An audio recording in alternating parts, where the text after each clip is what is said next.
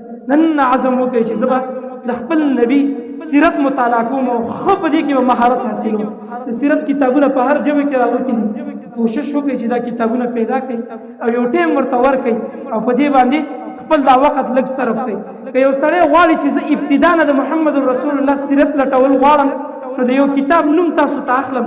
که د کوم ملګري سره یې مطالعه شروع کړئ، که نه وایخلئ او په هغې کې د محمد رسول الله سیرت ډېر په ناشنا انداز لیکلی شوی دی. الرحیق المختوم صفی الرحمن مبارک فوري رحمه الله لیکلی دی. په اردو کې ملاویږي، عربی کې هم شته او نورو ژبو ته هم د دې هغه اوښتی دی، په نورو ژبو کې هم د دې ترجمې ملاویږي. الرحیق المختوم دا کتاب واخلئ. دا هغه کتاب دی چې اکثریت واقعات د دې تخریج شوي دي او اکثریت واقعات کوشش په دې کې دا دی چې صحیح واقعات یې راوړي.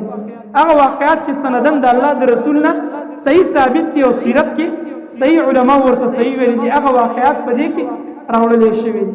بل دا هغه کتاب دی چې په سعودي کې عالمي د ټولې دنیا مقابله و د علماو چې په سیرت باندې دي داسې یو کتاب ولیکلی شي چې مختصر وي، جامع وي، د ټولو نه صحیح وي او سیرت هم پکې راجمع شوی.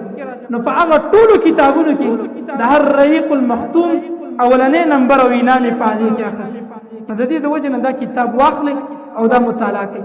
که دا هم ختم کړو بیا تاریخ اسلام را واخلئ، که هغه هم ختم کړو د ابن کثیر رحمه الله البدایه والنهایه تاریخ ابن کثیر په نوم باندې دا میلاویږي، دا مطالعه کوي.